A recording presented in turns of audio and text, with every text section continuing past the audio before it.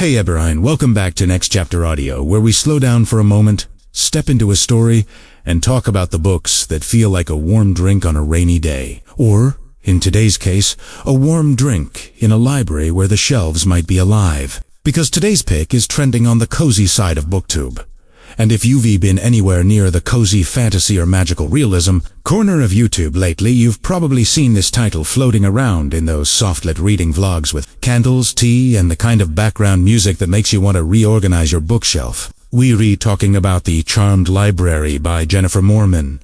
A story that sounds like a dream for anyone who has ever looked at a book and thought, what if the characters could come out and talk to me? This is one of those novels that blowing up not because it's shocking or twisty or intense, but because it hits that specific kind of comfort people are craving right now. The kind of comfort where the world feels a little bit magical, a little bit softer around the edges, and the story makes you feel safe, even while it's gently pushing you to think about life and meaning. The Charmed Library is set around a library where fictional characters can literally step off the pages. And just saying that out loud feels like the kind of premise that makes readers smile immediately, because libraries already feel magical to a lot of us. A library is basically a building full of doors, a shelf full of portals, a quiet place where you can leave your own life behind for a while and live in someone else.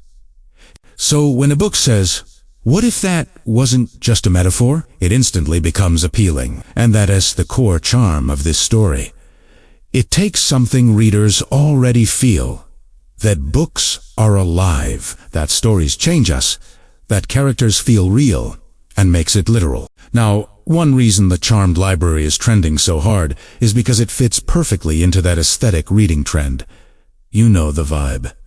Soft lighting, cozy sweaters, annotated pages, book stacks beside a mug, the kind of book you want to read while it's raining outside, with a blanket across your legs and your phone on silent. This is a book that doesn't demand frantic energy from you. It invites you in gently, and there is something about the setting, a library with living stories, that makes it even more comforting. Because it's not just magic in a flashy sense, it's bookish magic. It's the kind of magic that feels intimate, like it was meant for readers specifically. If you've ever loved the idea of found family in a cozy little place, or you've enjoyed stories where the setting feels like a character itself, this book understands that craving the library isn't just a backdrop. It feels like a heartbeat in the story. Like it's watching, like it's holding secrets, like it's protective in the way an old, beloved place can be. And the concept of fictional characters stepping into the real world creates so much opportunity for wonder. Not just, wow, magic exists, but the emotional kind of wonder. The kind where a character you've only ever known through ink suddenly has weight and voice and presence. It makes you think about what a character truly is. Are they real because they exist physically? Or are they real because they exist emotionally? And what does it mean to meet someone you once loved only as a story? That's where the magical realism part comes in, because at its best, magical realism isn't about spells and battles. It's about feelings made physical. It's about taking something internal, grief, hope, longing, regret, joy, and giving it form. And The Charmed Library leans into that. It's not trying to be epic fantasy. It's not trying to be gritty or intense. It's not trying to overwhelm you with lore. It's trying to create a mood. A cozy mood, a whimsical mood, a slightly melancholic mood, to the kind that feels reflective rather than sad. And that's why people are comparing it to The Midnight Library. Not because it's the exact same plot, but because it scratches that similar itch. A story centered around books and life choices, where the magic is tied directly to emotional experience. The Midnight Library hit readers because it gave them this comforting, imaginative way to think about regrets and alternate paths. And The Charmed Library taps into that same kind of reader desire, the desire to feel like stories can heal you. Like books aren't just entertainment, but companionship. Like reading is a form of safety, and in the world we're in right now, it makes sense that cozy books are trending. People are tired. People are people want softness. People want a story that doesn't feel like it is trying to break them. It feels like it is trying to hold them. This book is very much part of that wave. The writing style matches the tone, too. It feels approachable, it feels warm. It doesn't strain to sound fancy. It is readable, in the way cozy books should be readable. Like you being told a story instead of being asked to decode one. And because the concept is so instantly charming, the story doesn't need to work too hard to keep you interested.